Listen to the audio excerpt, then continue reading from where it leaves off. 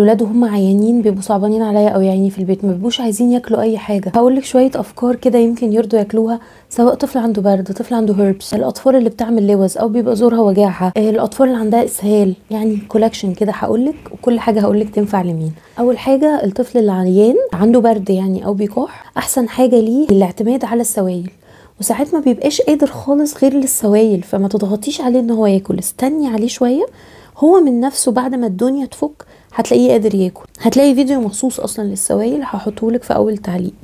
خدي بالك ما تكتريش من العصاير في الفتره دي، احنا بيبقى صعبان علينا ان هما ما بياكلوش اي حاجه، فبنبقى عايزين نعوض باي حاجه، فبندي عصير والله ساعات حتى لو عصير فريش. طبعا لو عصير بسكر ده غلط جدا، وعلى فكره لو الطفل عنده اسهال العصير اللي بسكر ده، العلبه ده هيزود الاسهال، هيعمل له اسماتيك دايريه، يعني تركيز السكريات اللي فيه عالي جدا، فبيدخل يعصب القولون، يخليه ينقل اكتر، ينزل اكتر. فلا بلاش تلجئي للعصاير على قد ما تقدري، عشان حتى تدي مساحه ان الطفل يجوع. طب اعرض ايه؟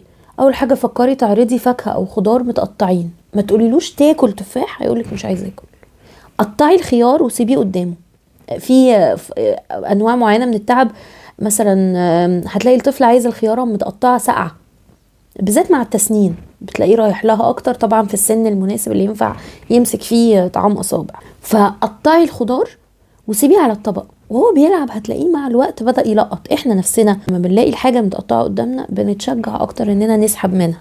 عارفه الخس كمان، قلب الخصايه الحلو ده لو قطعتيه وسبتيه على طبق، هتلاقي الاطفال رايحه جايه بتعضعض فيه. يمكن بس الولاد اللي عندهم هيربس هتلاقيهم مش قادرين قوي ولا على الخيار ولا على الخس، اي حاجه بتطلع رطوبه من بقهم لسانهم ما بيبقاش مستحملها. للي مش عارف الهيربس هو فيروس بيجي يعمل الاطفال قرح في الفم، ما بيبقوش قادرين ياكلوا لان بقهم نفسه بيحرقهم. عايزه تستخدمي عصير فاكهه طبيعي ما فيهاش حاجه، مره في اليوم مثلا انك تقدميه يسند معاكي، يبقى تسلم ايديكي. ودايما بقى مع الاكل عشان الطفل يرضى ياكل، ما تعرضيش وجبات العاديه بتاعت فطار غدا عشاء، مش هيقدر ياكلها ابدا، تحدي كبير بالنسبه له هو عيان. انما لو عرضتي كل ساعتين حاجه صغيره قد نص كف ايدك هياكله. يعني لو الغدا بالنسبه له عباره عن 3-4 معالق صغيرين رز، عليهم مثلا شويه فراخ متقطعه وحاجه بسيطه من الخضار، بس هو طبق قد كده، هيقدر ياكله. بعد ساعتين نحاول في حاجه تانية. المقصود دايما انه كل ما اقدم الحاجه small frequent، يعني وجبه صغيره متكرره كتير، بتبقى اسهل على البني ادم ان هو ياكلها. والله حتى الست الحامل مثلا اللي بترجع نقول لها كلي حاجه بحاجه، قطعي حته تفاح صغيره وكليها، مش عايز منك غدا ولا فطار. ده بيكون انجح ان هو على مدار اليوم ياخد سعرات حراريه اكتر او ياكل اكتر. جربي الزبادي، في بعض الاطفال بيبقى سهل عليها ان هي تاكلها حتى لو هي عيانه، حليه بشويه عسل لو هو طفل فوق السنه. هاتي الزبادي اللي فيه خمائر نشطه. طفل لما بيكون بياخد مضادات حيويه او بيواجه ميكروبات، بيبقى المضاد الحيوي بيقتل البكتيريا النافعه اللي موجوده في القولون، فالطفل تحسي ان قولونه متلخبط، اسهال، مغص، غازات، هو مش متظبط، وساعات تلاقيه طلع حتى التهابات في الحفاض. الزبادي اللي فيه خمائر نشطه من الحاجات اللي بتحافظ بقى على الدوره الطبيعيه، بتصحصح او بتفوق الميكروبات او البكتيريا النافعه اللي عايشه في القولون، فبتحافظ على صحة القولون. الزبادي كمان غني بالبروتين وجواه معادن لطيفة على فكرة، مش بس بروتين، فمفيد للأطفال طالما الطفل تعبان. هقولك على حاجة بقى، الأطفال اللي ما بتحبش الزبادي نفسه اعمليه فروزن يوجرت، يعني احطي معاه فاكهة ودخليه الفريزر، بيبقى زي العصاية بتاعت الايس كريم. اطفال كمان اللي عندها اللوز، اللي عاملة اللوز او زورها تعبان، الحاجات الساقعه اللي بياكلوها دي بالنسبه لهم بتبقى متعه. تلاقي فيديوهات على اليوتيوب، انا فاكره اي حبيب كانت منزله مره فيديو كده كل الحاجات دي مع بعض. انا مش شاطره قوي ان انا اقول مين احسن واحده بتطبخ، مش بتابع طول الوقت، بس هتلاقي كتير جدا على يوتيوب يدوكي الوصفه. اكتبي فروزن يوجرت او اكتبي زبادي مجمد. البيض بقى من افيد الحاجات، هي البيضة دي كومبو سبحان الله ربنا عاملها من بروتينات ومعادن وبعض الدهون المهمة اللي الطفل محتاجها وفوسفوليبيدز.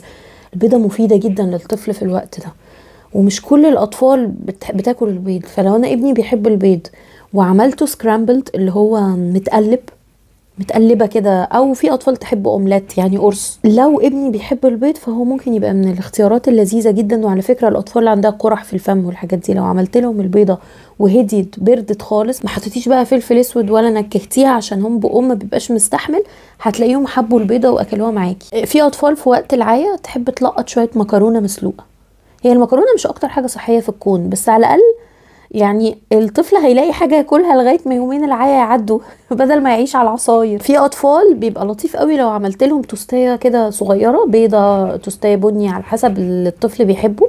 انا بحس انه صعب تحببي الطفل في حاجه جديده وهو عيان. يعني اختاري حاجه من الحاجات اللي هو بيحبها وقربي لها، او زودي عليها، اعملي فيها اضافه او تغييره. التوستيه وعليها زبده فول سوداني هتفتح نفسه، هتخليه عايز ياكل اكتر. الفول السوداني نفسه غني بالزنك، غني بالبروتينات، جواه معادن كتير بتساعد على فتح الشهية وبتساعد على مقاومة الأمراض، فدي برضو فكرة حلوة. البطاطس المهروسة دي حبيبتي بقى، يعني في أي وقت فيه عيا، بالذات لو فيه إسهال، بطاطس هتلاقيها بتمسك البطن خالص. ونكهيها حلو بحيث الطفل يحبها، يعني كمون، عصرة ليمون صغيرة. في أمهات تحب تحط عليها شوية لبن وتعملها ماشت كده، أو تبشر فيها مثلا جبنة، تديها طعم ونكهه فالطفل يحب ياكلها. البطاطس المهروسه بالنسبه للشوام يقولوا عليها البطاطا. البطاطس المهروسه برضو من الحاجات اللي بتبقى مفيده للطفل اللي عنده لوز، عامل اللوز، لانه مش اول يوم، اول كام يوم هو مش هيقدر ياخد غير حاجات ساقعه قوي، يعني دي اكتر حاجه يقدر يتقبلها. بس بعد كده هتبقي عايزه تدخلي بيوريهات، يعني حاجات مهروسه. فاول حاجه بتيجي في دماغنا البطاطس، والبطاطا اللي هي البطاطا الحلوه عند الشوام برضو من الحاجات السهله قوي اللي مش هتوجع بقهم في حاجه ولا زورهم، سهله البلع. برضو من الاكلات اللي ممكن قوي مع الاسهال الموز.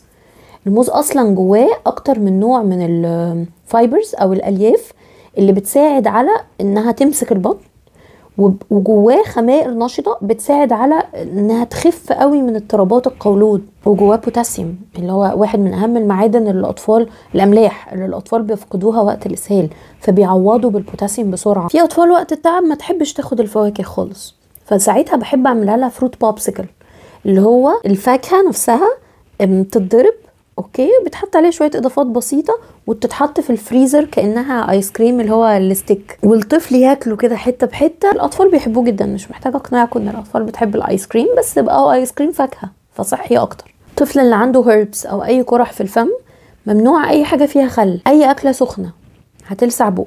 استني على الحاجه لما تهدى اكتر، على تبرد على اقل من مهلها، التوابل تكون قليله، ابعدي عن الفواكه الحمضيه، هو مثلا زي البرتقال، الحاجات دي تلسعهم في الفم جامد قوي. وابعدي خالص عن اي مياه غازيه، انا عامله فيديو مخصوص للمياه الغازيه لازم تشوفوه. في اطفال وقت العيا بتحب البودنج، يعني دايما بالذات الطفل اللي شايل اللوز، يا اما هتجربي له بيوري فاكهه، بيوري خضار، ويمكن اشهرهم فعلا البطاطس والبطاطا، بس كمان بنعمل بيوري تفاح بيبقى لطيف، حط معاه قرفه وكده. وفي اطفال اكبر سنا ما بيقتنعوش ببيوري التفاح ده خالص، بالنسبه لهم البودنج بتبقى فكره حلوه. وبصراحه اهم حاجه لازم تتحلي بيها هي الصبر. يعني طبيعي ان الطفل وقت التعب ما ياكلش، انت لو دروسك وجعاكي ما بتاكليش، لو عندك دور عيا جامد ما بتاكليش، بعدها بيومين 3 بتفوقي وبتقدري تاكلي اكتر. الرضاعه ربنا عاملها في الوقت ده بالنسبه للبيبي الصغير هي المسكن، هو بيحبها وبيلجأ لها، وفي نفس الوقت بتغذيه اكتر من اي اكله موجوده في التلاجة. فخلاص سيبيه يرضع لغايه ما يقدر يقف على رجله وياكل. لو عندك افكار اكتر من الافكار اللي انا قلتها بعد اذنك اكتبيها في التعليقات، امهات كتير هتستفيد منها. ربنا يبارك في الولاد ويقويكم.